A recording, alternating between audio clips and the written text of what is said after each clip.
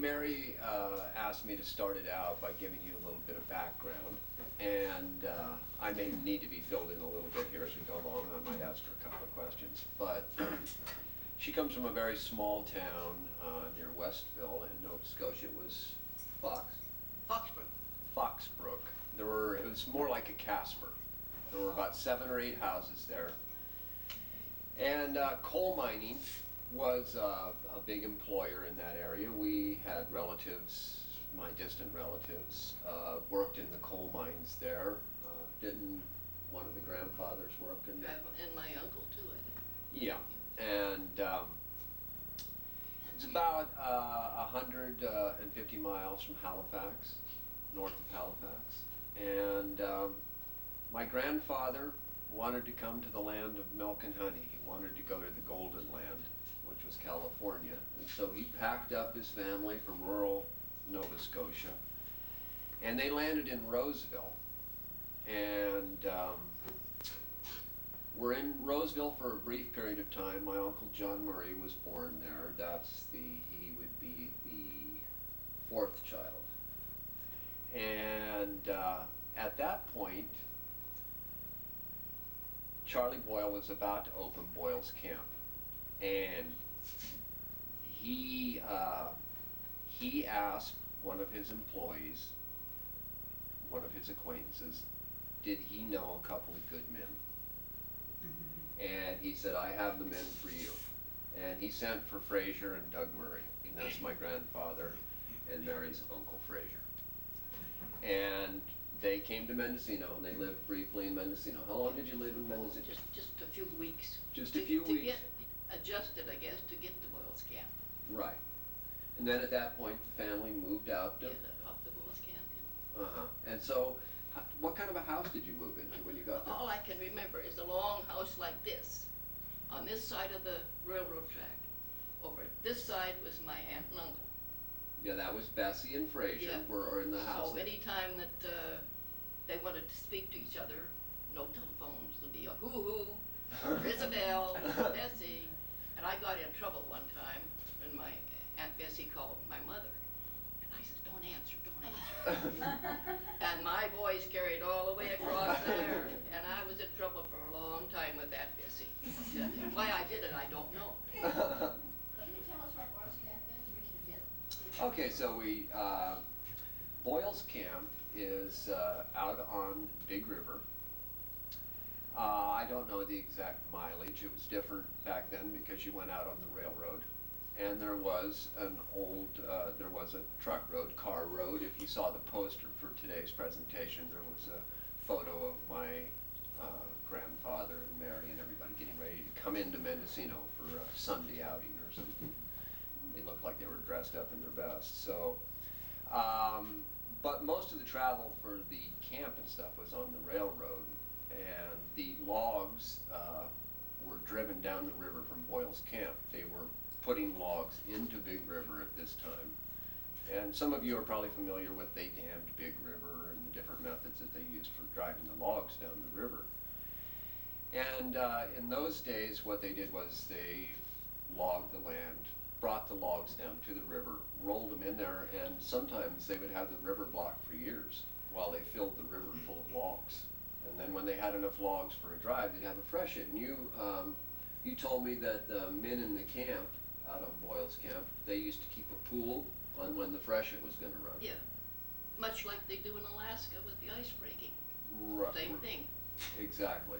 And that would come when it was raining really hard, and a lot of water in the creeks and the streams, and everything was dammed up. Yeah, because we went one time when what they called the boom was breaking.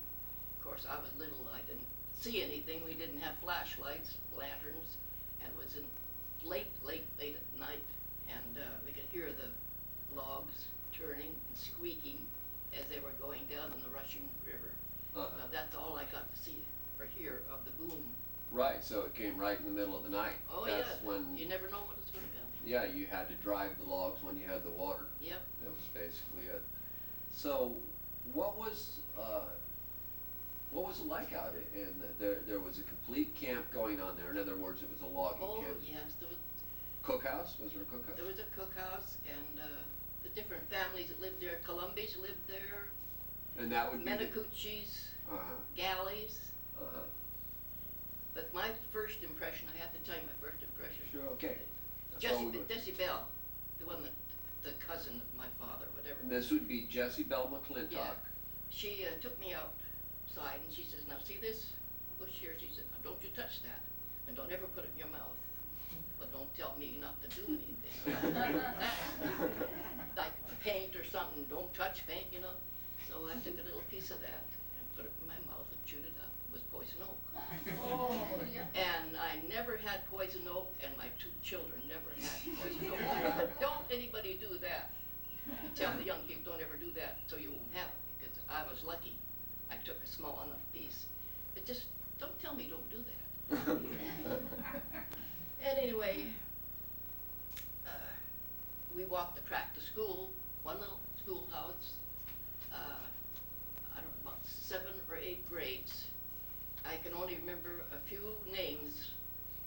It was Felix Thompson and Arnie Thompson that just passed away a short time ago. It's too bad that we didn't know about that. I didn't even know he was still alive. And the teacher was Mrs. Frazier, Mrs. Gertie Frazier, one of the nicest people I ever knew. And she taught all of the grades. Oh, She taught, yeah. she taught everybody, just one teacher Yeah. and one little classroom, Yeah, everybody went that was together. it, And then, as I said, we walked the tracks. One day, as we were going across a trestle, this leg slipped through a rotten piece of wood, right up, ankle right up. And of course, I was howling and everything. Mrs. Galley lived on this end of the trestle, and she took me in to fix it up for me. Well, I'll tell you, the cure was much worse than the scrape because she put iodine on. Oh man, every time I see iodine now I feel that. But what did we have in those days? We didn't have anything besides iodine and some Vaseline that I could remember. And besides the And- castor oil that we had every so often. And about the Columbia, the funny thing about that, my mother and my aunt went down to see Mrs. Columbia because she had, I don't know, she wanted 2 children there or something, and she had a hard time talking. So they went down to be nice and visit her. So she gave them a glass of wine, which they had never had before. So they came home just giggling like everything. And so, Mrs. Columbia that you're talking about, this is a little aside here. Mrs. Columbia was an immigrant from Italy. Italy. Had just come here. Her husband was working out in the woods, and they went on into Fort Bragg and they opened a grocery store. Yeah. And anybody who goes to Fort Bragg is very familiar with Columbia's Market and Columbia's Laundromat and Yeah. everything. And their houses. And the big thing about Saturday night out there was the big ride into Mendocino.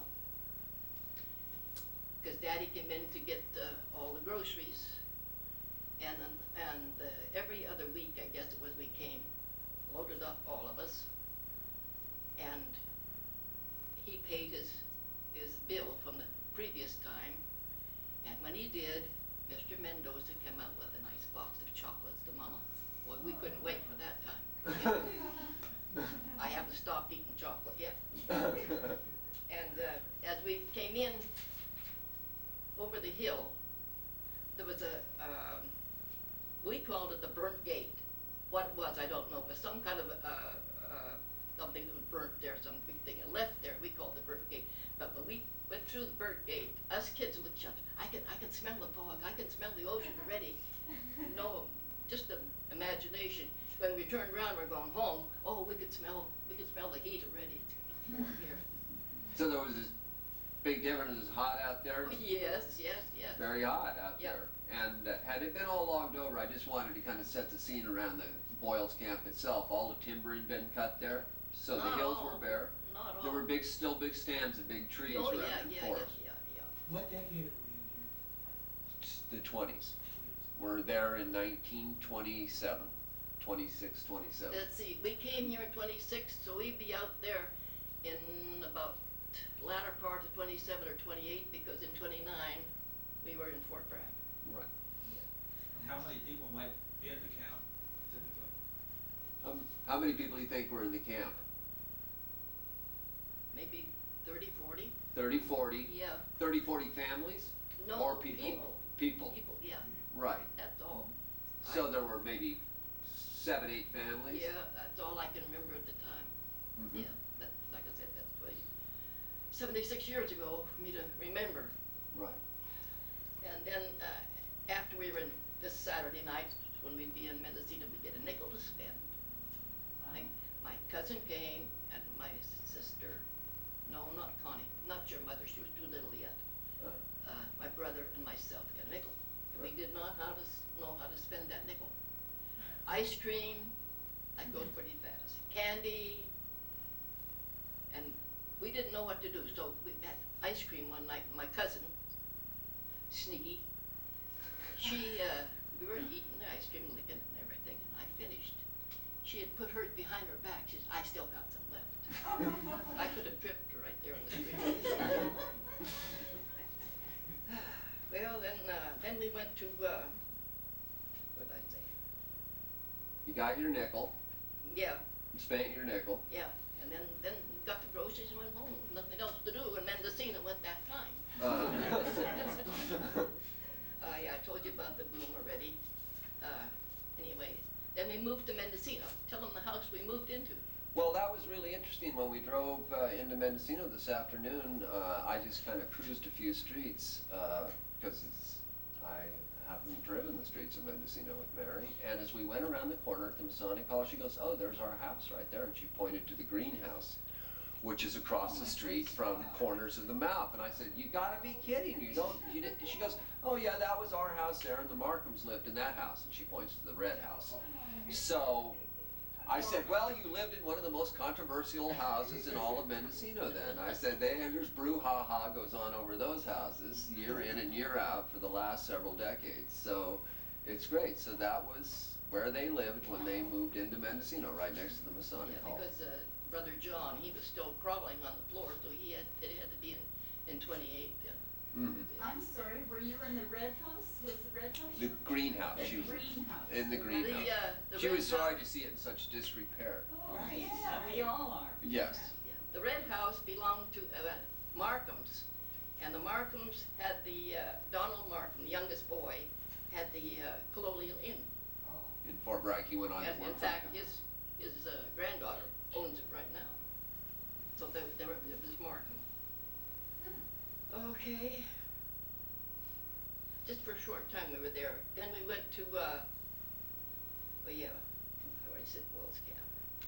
Then we went to Noyo. Noyo and lived there for a while. I don't know how many moves we made, but we were there for a while. And when we were there, they decided that I would go to school in Boyle's Camp again with Mrs. Fraser. So I went out and I stayed with her in her house there. She was really a nice person.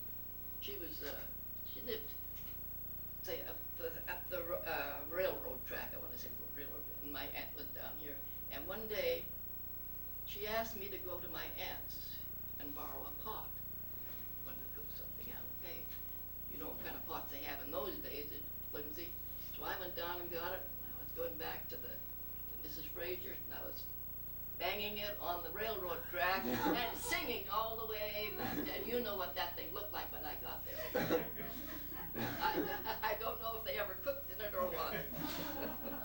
You know, I wanted to ask a question too, because Mom called me the other evening and mentioned this, and then when I spoke with you earlier today, you mentioned it. While you lived in Boyle's Camp, there was actually a murder. Oh yeah, there was a murder, yeah. Yeah, a young, I don't know just how old she was, little blonde girl, cute little girl, and at that time, they thought, when they talked about it, they thought it was his mother that was murdered.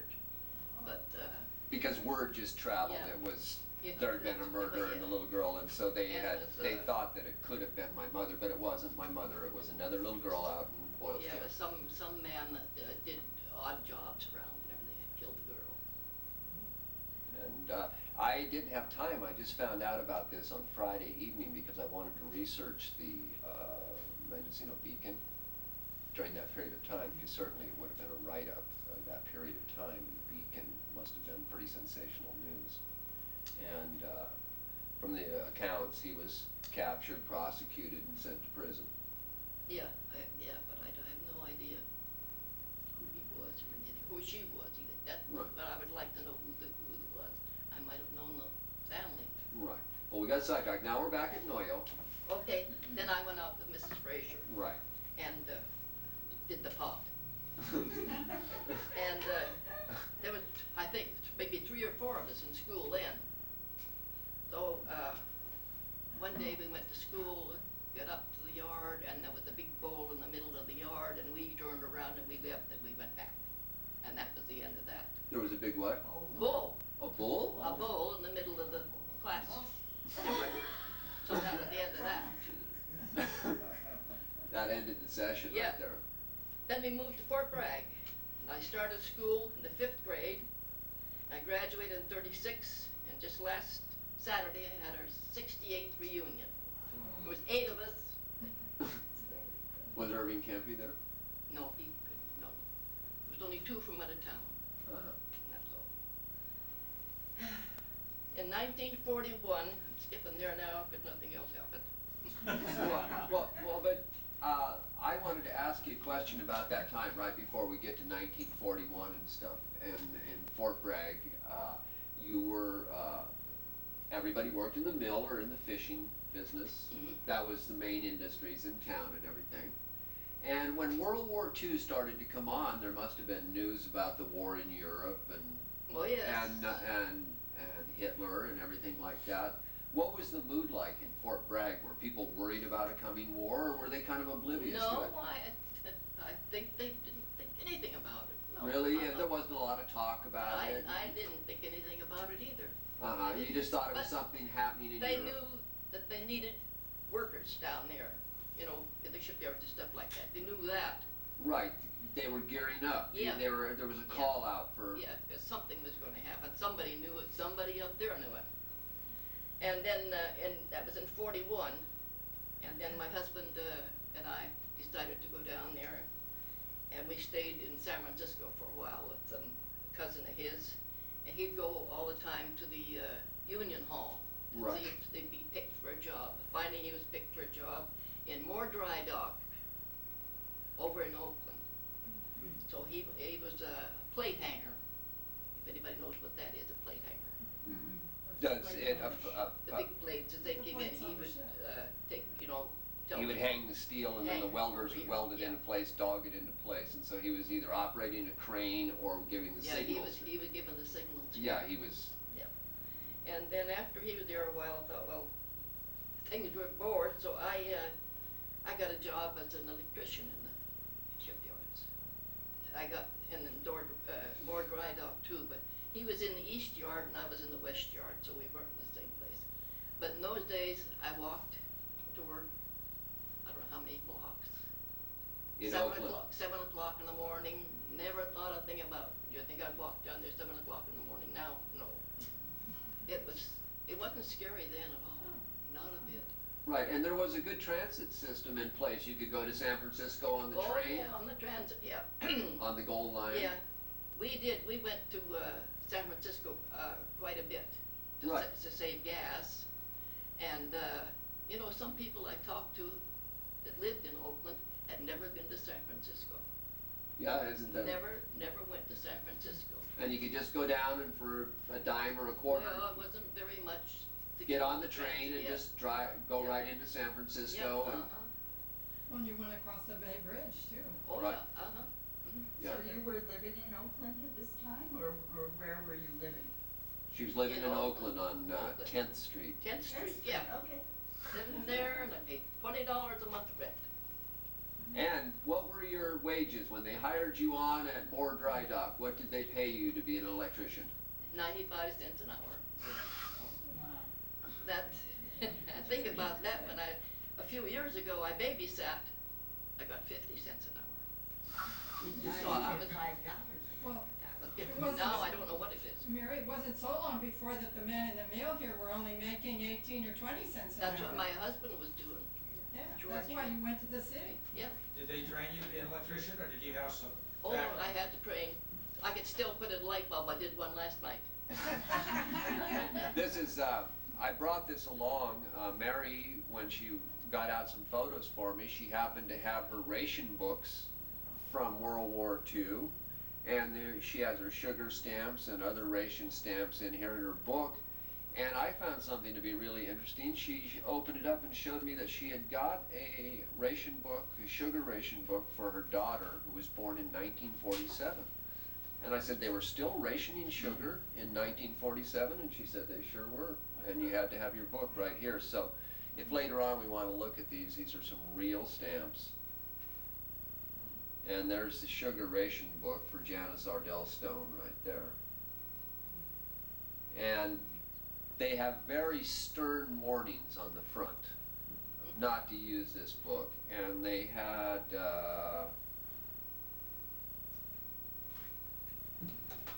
when you have used your ration, salvage the tin cans and the waste fats.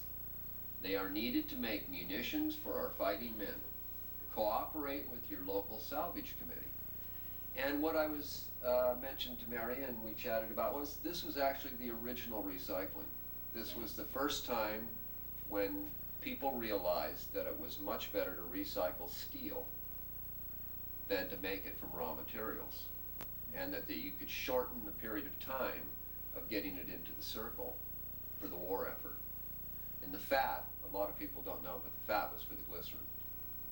Used cooking fat has about 10% glycerin in it, and that's what they use to make nitroglycerin and gun cotton.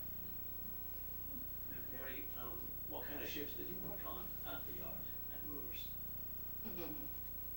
Liberty ships or? They didn't call it Liberty Ship. It was something like the Liberty ships. Right, it was. Only, Was that Kaiser's? no, not Kaiser, no, just more dried out. The only way I could tell the difference is the smokestacks, I think, on ours was 2, and on Kaiser's was 3, so I knew which one was which. And, what do you? I wanted to make this other little point about your employment with Mord Dried. Oh. This is a blow up of Mary's termination slip. She decided to quit Mord Dry Docks. Why? Well, for one thing, there was nothing to do.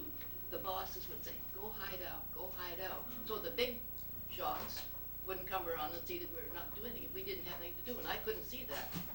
I thought that was an awful thing, to take money for doing nothing.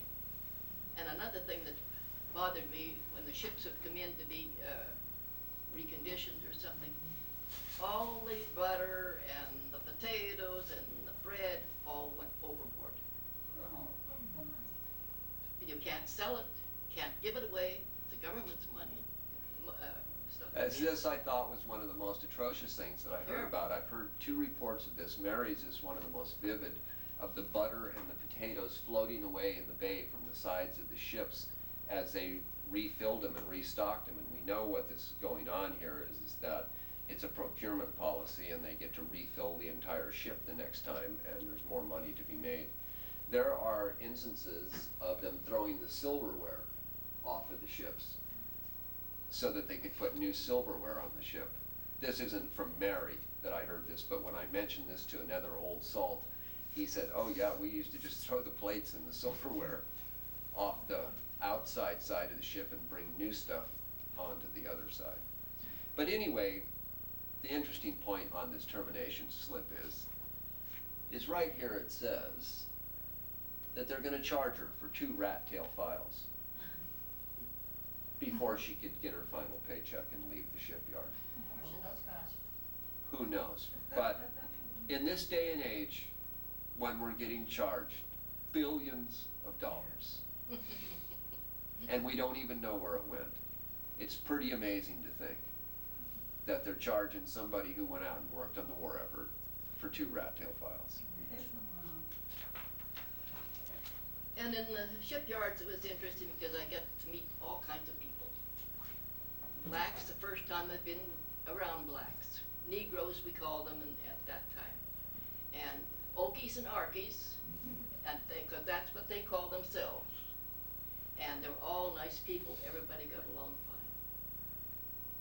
There was one thing I noticed now lately, I don't remember any Hispanic being on there, none at all, just the blacks and the whites, and Okies and Arkies. And we gave blood. I guess altogether I gave about 12 pints. But then I had to go to the doctor one time, I had a cold or something, and I told him I was giving blood. He says, the next time you go, he says, you tell him to give you some blood. He says, don't give any more. Because they didn't wait 2 or 3 months in between, it seemed like it was 6 to 8 weeks. And these were blood drives that they had in the shipyard. And you Well, not in the shipyards, it was through the shipyards, yeah. right, Through but the basically you'd come in and you were recruited to give blood Yeah, yeah, as often as you would. yeah, we Hey, did. everybody was recruited to give blood. Right. They didn't just pick on you guys to give blood. Oh no, it Oh, was no. no. I mean, you know, I was going to college and, we got plenty of notice that Yep. we should go and give. Oh, it was a big thing, obviously. But it during seemed that. like There's a they big wanted call us- for blood right now. They wanted it so often, that's what got me. And then they tell you to, what was it, drink beer would help, eat liver. Everybody doesn't like liver. Everybody doesn't like beer, not too many. Okay, then we go, like I said, across to San Francisco. Every so often we get a call, so-and-so is in, somebody from Fort Bragg came in for a leave, and we go over there to meet that person. Or we get a call that so-and-so is leaving, he's gonna go overseas, we go over there and sit around, well, of course, tell you the truth, it was a bar. It was a man that used to live in Fort Bragg, they had the bar, so that's where we all went and met. Which bar was that? Where was it? What was the name of the bar? It wasn't a name, it was a number. It was just off of Market Street on 6th. 6th and Market? Uh-huh. A little rough now. It's pretty rough now, yeah. It was fine then. Yeah. What was the atmosphere during the war like? Say you were living in Oakland now, World War II was going on. Did you, was it tough? Were you short on items or what items? It seemed like we weren't. You weren't, you had No. it fairly good? Yeah, I think we You had it plenty good, of stuff. yeah. And then we came to Fort Bragg on a weekend or something like that, not too often. My husband drive up. When we saved up enough gas and the tires were good, we'd come up to Fort Bragg to his family. One night we came, this is fog out here now, but we came one Friday night. It was so foggy that he had to open the door, put his foot out, and steer along the road. Because we're right on the ocean, we couldn't put the bright lights on because somebody would shoot us likely. Because when the war broke out, I didn't tell you this, we were in Berkeley visiting, and I was talking with the lady there, and my husband and her husband were outside changing a tire on the car, and the radio was going, no TV. The radio was going, and they said something about the attack on Pearl Harbor. I had no idea where Pearl Harbor was, and she didn't either, but they said that they were bombing, so we went out and told our husbands and everything. I don't think they knew much more about it. But that night when we had to go from Berkeley back to Oakland, we stopped to get some gas, and my husband's out of the car, and we heard a voice yelling, "Turn out that light or I'll shoot it out." And oh my God, I went to the floor of the car because I thought somebody's going to start shooting anytime. They were just hysterical, I guess, a lot of people. And then we had the blackout cloth on the windows. That's about it in Oakland, yeah. Okay, but Oakland was a fairly small community then, it wasn't a great big city. Well, it was big enough. It was a big city compared to you. Yeah, compared to come back to Fort Bragg. Right, but you didn't have to go too far outside of Oakland to get to a rural area. Alameda was still far. Alameda, yeah, I like to go there. And we went to Berkeley quite a bit. Right. But I thought if I, How long did it take to drive up from San Francisco to Fort Bragg in those days? In those days, oh, let's see, a good 4 hours, Uh-huh. anyway. You got to ride the ferry at San Rafael. Did we? Did you ride on the ferry at San Rafael? If you were coming from Oakland? No, we came across the bridge. No. Oakland Bridge. Well, you would have gone across Carquinez, because there wasn't Yeah. any bridge at San Rafael, it was still the Van Dam ferry. But there was the Golden Gate Bridge in 1939, wasn't there? So you could Yeah, go yeah. to Yeah. San Right. Francisco That took a and lot, then. that took a lot longer. Yeah. This was in 41, or 44, Yeah, when we came. Yeah. The Oakland Bay Bridge was opened then. Yeah, Yeah. yeah, but you probably can't, you guys might have come back, through the backside, they might have gone through through the Napa side, and you don't have to go through across. usually you went across the Richmond, you went to Richmond and then took the Richmond San Rafael ferry. But we didn't. You didn't, No, we probably lived in a different section of town. no, we didn't do that. We went directly from our house right across the Oakland Bay Bridge. Mhm. Yeah. Well, then when the war ended,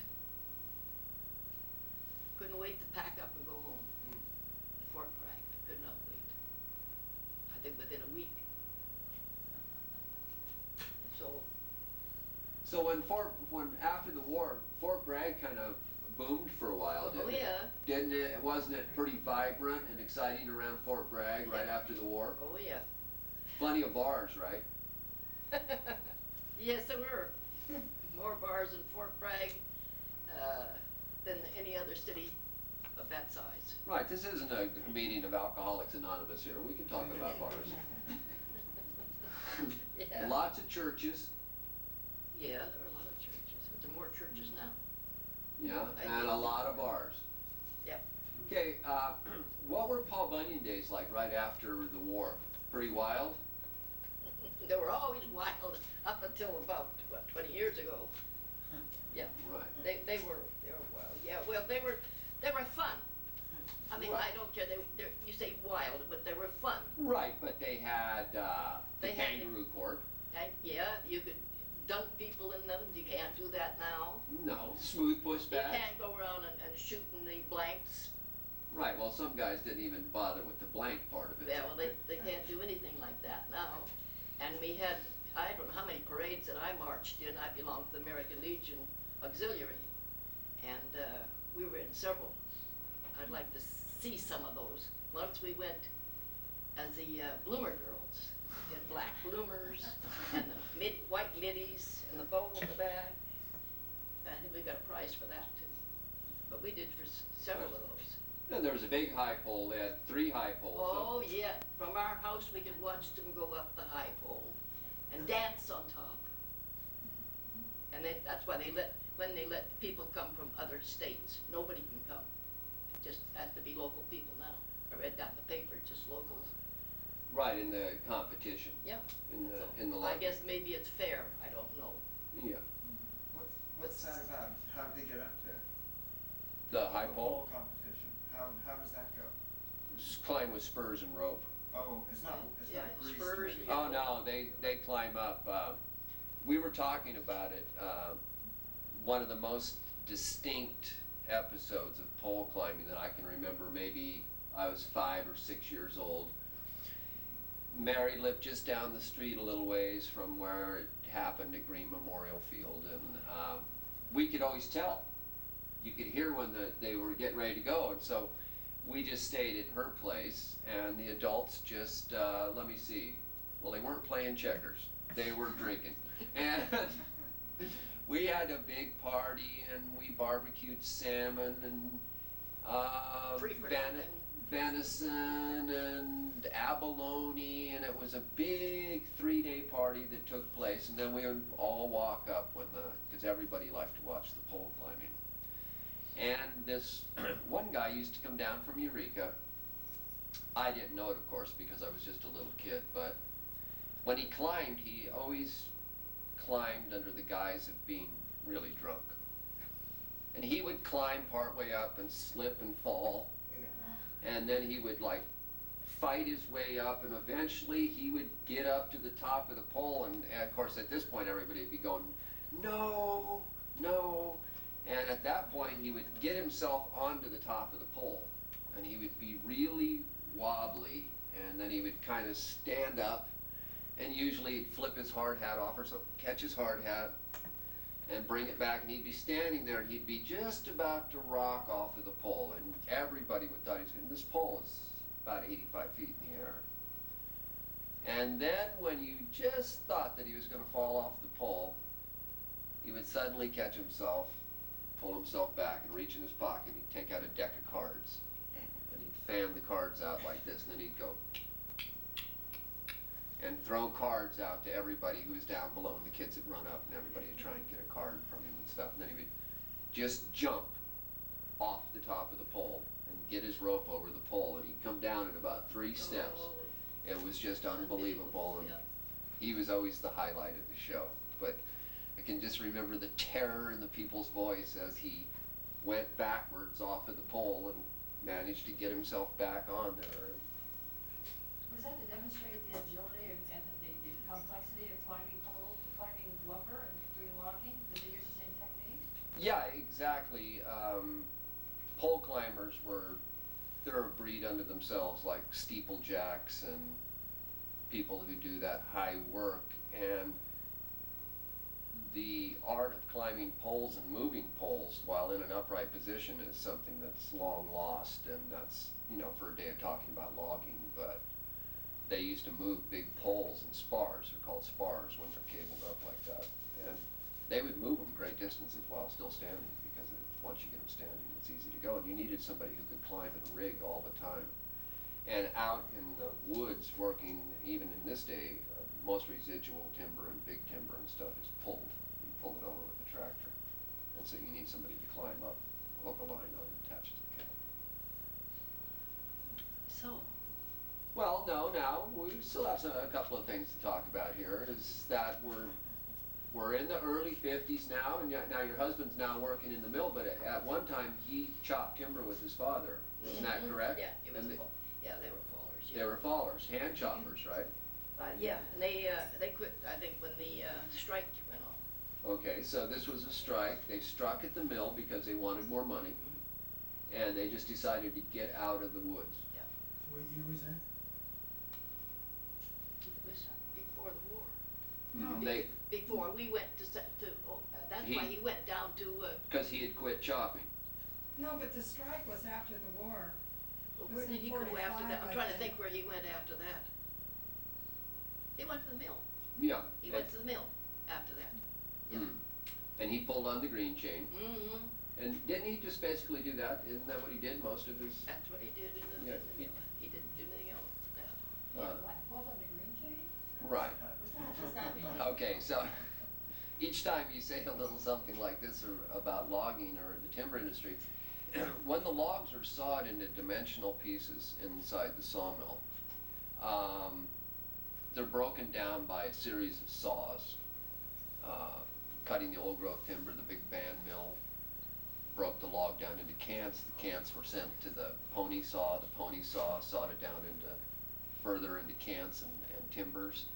Those then went to the resaws and the edgers that were farther down the line, and when the lumber finally gets manufactured, it's then spewed out onto a thing that's called the green chain. The green chain at the Union Lumber Company was an impressive sight to see. It's about 300 feet long, and it is a moving chain of drag chains that have rollers on them, and the lumber is arrayed on this, and it comes out, there might be 2x6s and 4x12s and 1x6s and all of it, all mixed up. And as it moves along the green chain, there are stations, and in these stations, men would then recognize their pieces, of course, and take them off and put them into piles. And then those piles would either go to remanufacture, air yard, kiln dried, sticker yard, planer, any number of things from that point on. And I often talk about it. I used to go down and watch my Uncle George pull on the green chain. And he worked right across from his best friend, Bill Brown. I don't know if they were best friends, but they were work partners. And they rode to work every day. Every day. For how long? Oh, I don't know how many years, but I can remember them sitting in the driveway, and the whistle would blow. Oh, comes a watch every day to check the time. We knew that was gonna happen. We just laughed like they're doing that. Checking the time. When the whistle blew, they knew what time it was. It's something that Fort Bragg has a deafening silence to it now. When I'm in Fort Bragg, it is eerily silent. As I grew up, the mill was the engine that drove the town, and it was an incessant noise that went on 24/7. You could hear the steam from the power plant. You could hear the evaporators out by the pond. You could hear the planers running. You could hear the cyclones. You knew every sound, and it was, you would come out and you'd go, the planing mill's not running. What's going on? And, you know, and if you worked in the planing mill, you'd be nervous. You'd be wondering what happened down at the planing mill. And they had a set of whistles, blew the whistles for the shifts. And so when we were young in Fort Bragg, there's in the morning they blew at 5:45 and quarter after, or at 6. 6, 1:45 and 6, 3:45 and 4. And every day, and at noon, they always hit the noon whistle. So the entire town had a set of signals because some people didn't even have clocks. There were boarding houses all over Fort Bragg where single men who worked at the mill, they worked on the whistle. You would see them. Doors would open. The 3:45 whistle would blow, and you could actually see doors around Fort Bragg open, and this guy would come out. He would have the same garb. Sometimes they'd be carrying their green chain apron on their, some guys took their apron home with them. George kept his down at work. He only brought it home to repair it. But moving heavy green lumber off of the chain is hard. And every year, at the beginning of summer, all of the recent graduates of Fort Bragg High School would be hired for jobs in the mill. It was a constant source of jobs. You were not turned away. If you wanted to work for the Union Lumber Company, you just had to fill out the application, and they found a spot for you, even if they had to invent it. So I would go down and watch my uncle, who was taking care of his cats, chatting with Bill, casually walking up and down the chain, moving off dead green 2x12s like they were feathers, effortlessly.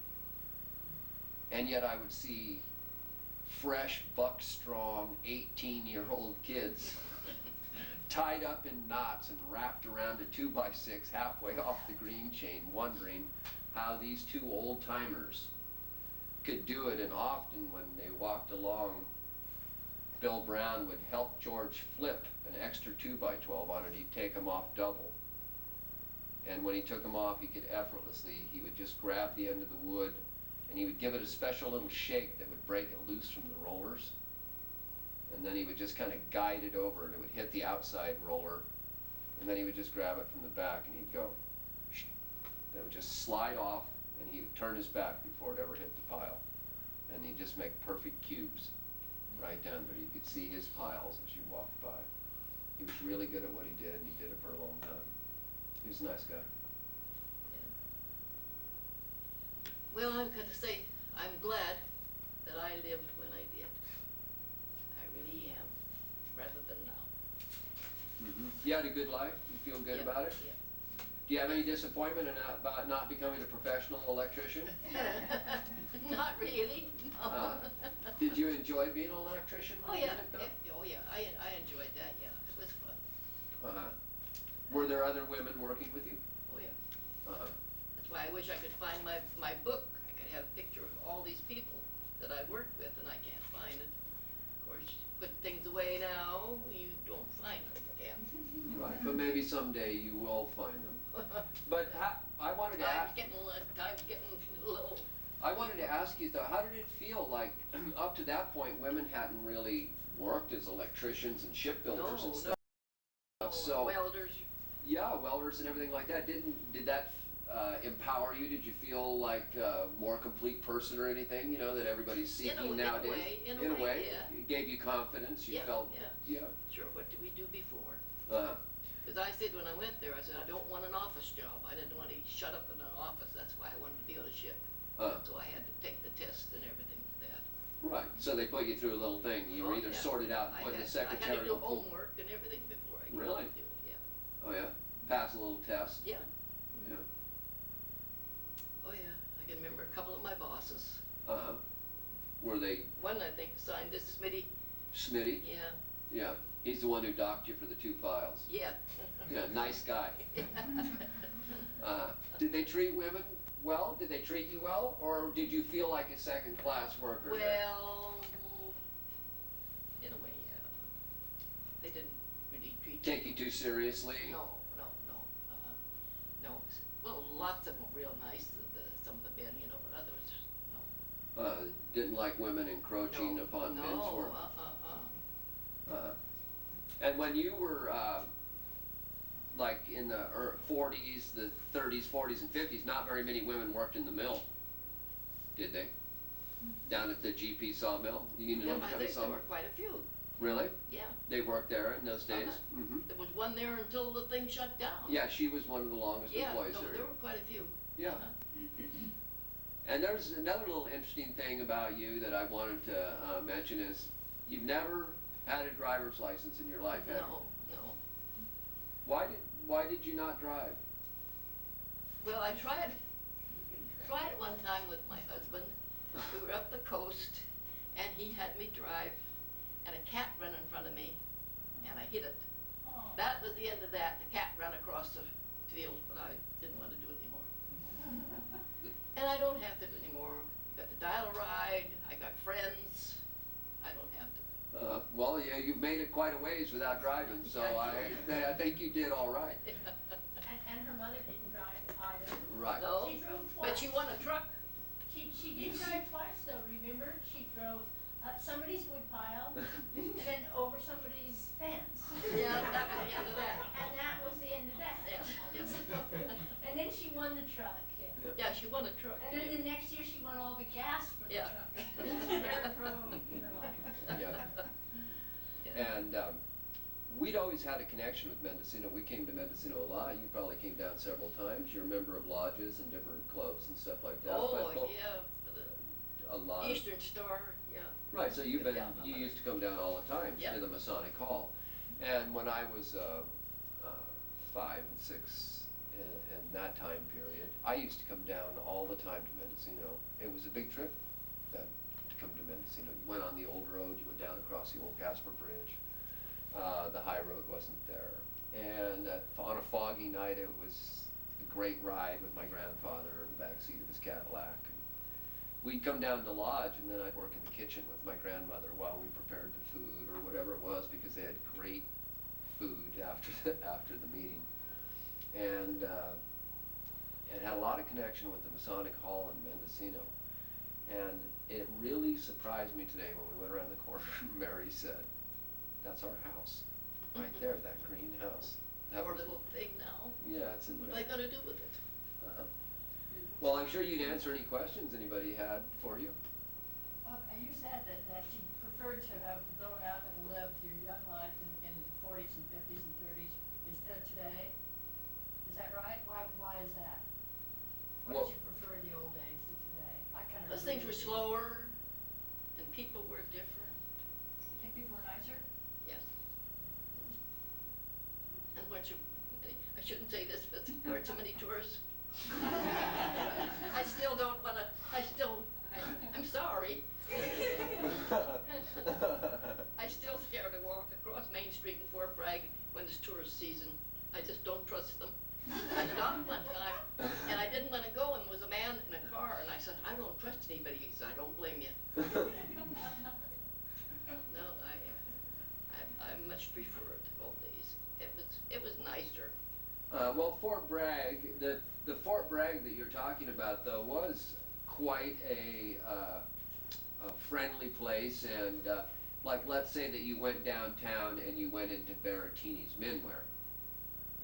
They would ask you how Isabel was, or Yeah. they would ask you how Grandpa was, Yeah. or they would say how Douglas or you knew everybody. Yeah, Every place you went, they knew you, or they knew who you were. yeah, yeah. And when you went in, if they didn't know you, you could mention one name, and if that didn't do, you'd mention the other side of your family. Right?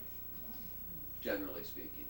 And it was a great thing. It truly was, for all of its dysfunction and hardship and heartache, because Fort Bragg is a tough place too. I mean, it was a good time, but it wasn't, not much time went by before we heard about another fisherman or another logger. Oh, yes, that went on a lot. Well, like, let's say for instance, just to flesh it out, Grandpa and his brother came here, Douglas and Fraser Murray, two brothers who married two sisters in Nova Scotia, moved out here and everything.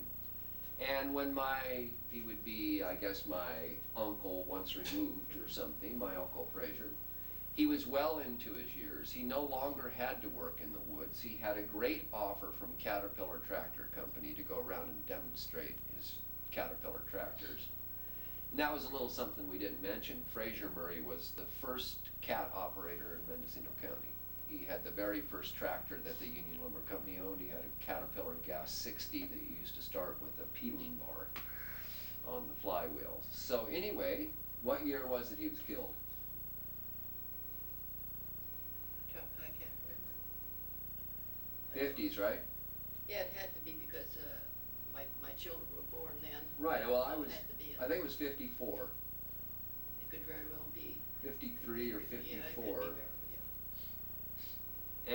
And Fraser was working out in Redwood Creek, which is near James Creek out there on the Willits Road area. He was long lining logs up out of the gulch on it with a wheel cat, no blade on it. And I actually spoke with the guy who was setting chokers with him on that day. And Fraser took a log to the top, and all they figure is that he missed the shift on the cat and missed a gear, and the cat freewheeled backwards. And they said that Fraser was sitting on the cat, as calm as a cucumber, when he went off the bluff backwards. And when Caterpillar came out, they usually salvaged the tractors. And he didn't even bother walking down. He just took one look and called it a total. So my Uncle Buddy was killed. Another relative on the other side of the family. Two cousins. It's a tough place. If you grow up in Fort Bragg, you know a lot of people who, Yeah. Widowmakers. widowmakers, That's what they got. those are called widowmakers for real. Anybody ever go back to Nova Scotia to visit? Absolutely. I most certainly did. Good. How many times did I go? 5 or 6 times. Wow. I waited, I should have gone a long time before I did. I went 82 and 85, we flew back then. Then the next 2 times we went by train, my husband and I. We loved to go by train. We tried to go when the leaves were changing. Then we'd go to Maine to my stepdaughter. She lived in Maine, so we'd go there. But, oh yeah, I like Nova Scotia. Did you go to Nova Scotia? Yeah, Yeah. you did. I have a question about, they needed, at Boyle's camp, they said they needed 2 good men, Fraser and Douglas. What were their skills that they needed to come out here for? Why did they want Grandpa and Fraser, Uncle Fraser? Well, I don't know what Uncle Fraser did at the time, but my father was a machinist. Yeah, well, but that was important. to know That's what he because was, they moved when on in to Fort Bragg, another- he was a master he was a mechanic. master.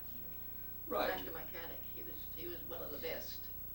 Well, he actually ran the Union Lumber Company machine shop, sheet metal shop, blacksmith shop, Yeah, he was, and fabricating So he's shop. very integral. He was a master mechanic who was apprenticed at 14 Wow. and was a master machinist. And he did it until he was 80 something years yeah, old. see, could have been 80. No, after he quit there, then remember he went to work At Ferrer's, that's what I Yeah, mean, he did Ferrer's, it yeah. well into So his he- 80s. Yeah, he died at 84, so it must have been 80, 81. Yeah, He just, He was still he doing liked it, he liked to do it. he And was, he always went in a suit and a tie and a, what was that hat? Hat. The hat Pandores or whatever they call White it. shirt, Fedora. that's the way he went to work Yeah. all the time. He always went that way, and then he'd come home and he'd change, and he would go take care of all the widows, remember? Because all the people who came out, McGuire's and all of them, Yep. that was the tradition, when somebody died, the husband died, then whoever was left would go check on the widows. And I remember him saying, I gotta go, after a while, he said, I gotta go check on all my old ladies. And he'd go get the milk, and, you know, he'd check on, because they kept their word with their partners. They looked after them. And, you know, that's a tradition that you wouldn't find now. That's part of why it was a better time. Can I'd like to ask, you lived all year round at Boyle's Camp? You We lived- weren't there that long. We weren't out there that long, because that's when Daddy got the job in Mendocino. Mhm. So that's when he went in there. We weren't there long. I went to school for just a short time, Mhm. enough to fall to the trestle. That's about it. But I did go back that time though, and stay, but no, we didn't live there long. but the camp was year-round, there were people there here. Oh, yeah, people lived there all the time, the Columbies did. Yeah, they lived there. We were the ones that moved, yeah. You've lived here a long time. What do you foresee for the Fort Bragg, Mendocino area economically and socially? How do you think this area will be in another 20 years? In another 20 years around here, it'll be all Carmel over again. Really? I think so. I don't know about the rest of you. What do you think about it? Denise, what do you think? Think so? I don't have a clue. I don't have to worry about it either. I don't have to worry about it either. But you're still really active, you still cook? Oh, I cook, I Can- make jam, I make jelly, I made 2 pies yesterday, gave them away. I'm gonna make something and give away next week, and Have you made those biscuits yet? what biscuits? The biscuits, have you made the biscuits yet? Oh, you mean the Swedish ones? You have to be there. He has to be there to help me do that. I make the Swedish sweet bread. It's not just Swedish sweet bread with the cardamom in it. That's good. Or the sweet sour bread, setsu bread. Yeah. That's rye bread that the Finns and Swedes make, and has the anise in it. Now, when you were growing up, just right down the alley from your house, there were lots of Finns, right? Fort Bragg had a big Finnish community. Oh, there were a lot of Finns. I see in the paper they're looking for some Finns Uh-huh, to trace them back, I guess. uh-huh, It's in the paper this week. right. No, there's hardly any Finns left. Because I think of different questions I would like to ask, and I don't know anybody to ask. Right, I'm sure they're still here, but I mean, we're talking about your generation, like Tiny and everybody who was who lived down the alley from you and stuff. Yeah, but Timey, Peory, yeah, she's still alive, but I don't think she would know anything. I used to be with her in 10 Mile, yeah, 10 Mile, Uh-huh, lived out there with her. and so you guys lived in 10 Mile for a while? Oh, no, I went with my Aunt Bessie. So and Betsy stayed went, out there, yeah. uh-huh, She used to make root beer. uh-huh. Oh, that was the best root beer in the world. She also made other kind of beer too. I'll bet you did. You could hear every once in a while, pop, the cork would fly. But she had that for the crew of the trains when they came in. They stopped there and they always had. And so you rode the train out to 10 Mile? The flat cars. Uh-huh, And then when it was cold in the wintertime, we went in a caboose. And they had that stove in there. And I still can smell that horrible, horrible smell. I almost got sick many times, and I'd go like this. And the brakeman, that was McDonald, he'd come along with his brakeman stick. He'd go wham, wham, wham at my feet and wake me up. Then we'd come in on a Friday night. We stopped at the cookhouse for some reason or other, and the Chinese, we called them the Chinaman in those days, the Chinese cook would come out, a piece of pie. Oh, that tasted so good. Why did that taste any better than my mother's? I don't know, but it was the Chinaman had And that was at the cookhouse was there in the 10-mile camp? Uh-huh. And so the train would sometimes would just stop along the Yeah, track or? yeah, and I guess maybe some of the men coming in would go there for their dinner. Did you ever go out to Eagle's Nest on the picnic, when they had the picnic out at Eagle's Nest? And you remember the dance floor out there on the big? I do, I remember that, yeah. Well, tell them about that. I think that they would be interested in that. Well, you mean the one that's built around the tree? Well, Eagle's Nest is out on the Noyo Yeah. River, up on the top up there, and they had a dance floor built around and on a giant redwood stump. Yeah, it's still I don't know. I was very curious about it. We were just talking about it the other day about the dance floor at Eagle's Nest, and we'd like to go out there and see if it was still there. There's a great photo of at the company picnic. There's over 100 people standing in that photo. Oh, it has to on the be. dance floor, and it's on one solid Yeah. redwood. It's just one redwood stump that Well, they the sawed flat off cars. flat. Take the baskets along with your food and everything. Well, once in a while, somebody get left behind that had too much wine. Find them the next day under a tree someplace. How about, can I ask you a question about, I used to hear about, during the Prohibition that there was a lot of bootleggers around. Oh, yes. Fort Bragg. Oh, And then yes. a lot of the wealthy people that lived up on what they call Knob Hill, which, other side of. Let's not mention any town. names here, Mary. What?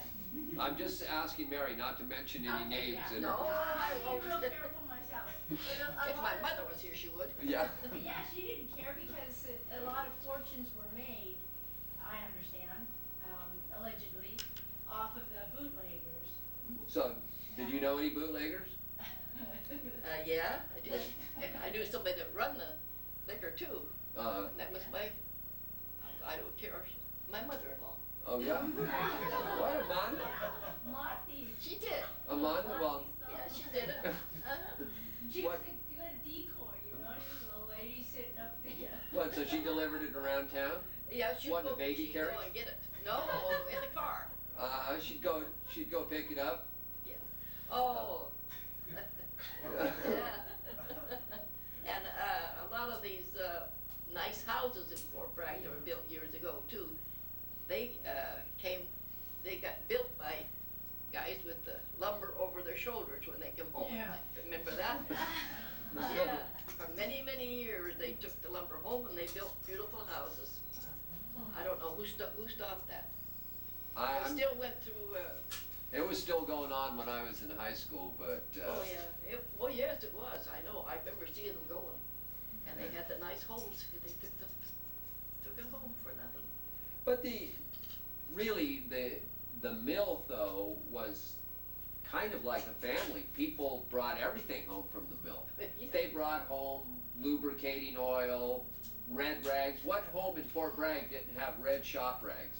Yeah, I guess so. Or a can of hand cleaner? Everybody had a can of hand cleaner and red rags and never sees for your bolts and I know, I got a big roll of old rope like that. Ader had that. yeah. I got a big roll of Yeah, well, as they said, if it wasn't bolted down, it went home. it. So, well, those were good times. I know we had a lot of good times. Sure did. That's what I said. I had a good time, and I wish, no, I don't wish any more for it. I'm too old now to wish it would come back. So these ladies are relatives of yours? Is that My correct? niece, my nephew, brother, sister. It's Priscilla. I like to bring up the more colorful stuff because everybody wants to, put that under the rug, but, there was I don't know, is Methuen, the Methwens are, Finnish, right? Yep. Methuen? Yep. And, right across the street from, she was my mother-in-law, there was one, that big yellow house, that was a bootlegging place, and there's a drive-through right underneath it.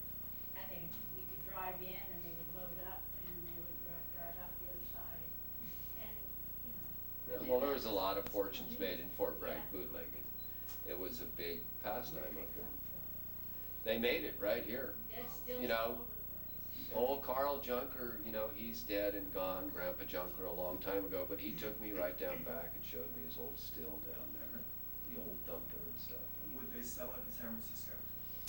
They sold it here. This is a hard drink. This is a hard, it's hard to really put into perspective. I asked Mary about the thing of a lot of bars. Fort Bragg had a lot of bars. And even when I was 18 and 19, that would be 69 and 70, I worked in the woods. We would get on the Crummy in the morning and we would drive around and we would go to the Golden West and the Welcome Inn. And we would pick up guys who worked in the woods. They lived above the Welcome Inn and above the Golden West, and the bars actually used to pack them. The Milano Hotel, Mary Passetti always had loggers who lived upstairs in the single rooms there. They would come down in the morning. There would be a brown paper lunch, bag lunch for them waiting on the counter. If she had 3 boarders, there would be 3 lunches there for the men so that when they got up in the morning, they had their lunch and could go to work. When Mumu Gamberg at her house, same thing. Yep. The gentlemen, they'd leave their lunch bucket on the counter at night. They'd get ready to go to work in the morning. Their thermos was filled up. Their lunch box was full with their lunch in it. She made breakfast for them or lunch, depending on what shift they worked. Down to the mill they went. And that's a great side. Remember her finding the money in the mattress? You know that story of Mumu Gamberg? Oh, yeah, I think I faintly remember that. It's a great Fort Bragg story. She has a boarding house. She has an elderly gentleman who lives in her boarding house. And he comes down into the kitchen one day and he says, everything that's in my room is yours. And she says, what are you talking about? You know, you're don't be saying things. No, he said, no, I just want you to know that when I leave, I'm going to live here the rest of my life, and when I leave, everything in my room is yours. She said, okay, so just shortly thereafter, the gentleman passed away, and they cleaned his room out, and, you know, there was a hairbrush, there was a mirror, there were an extra pair of shoes, a shoe horn. There wasn't really a lot there, a watch, but it wasn't as if she were disappointed or anything. She was just wondering what he had been talking about. They had the mattress from his room leaned up against the back of the house, getting ready to take it to the dump. And Frank Gamberg walked by. As he walked by, he noticed that one seam on the mattress seemed to be a little bit loose there along the top, and so he stuck his hand like this and rubbed it there. Sure enough, it opened up and he'd feel something in there, so he looked in, and that mattress was full of money. There was over 100,000 inside this mattress. They took it down, and she had an empty bread drawer in her kitchen, and they opened up the bread drawer and loaded it up with the money. And when anybody needed money, they just went by Mumu's bank and got some money and took it away. And they said, this is exactly how Mumu told it, and she said, and one day somebody wanted some money, and I opened up the drawer and it was empty.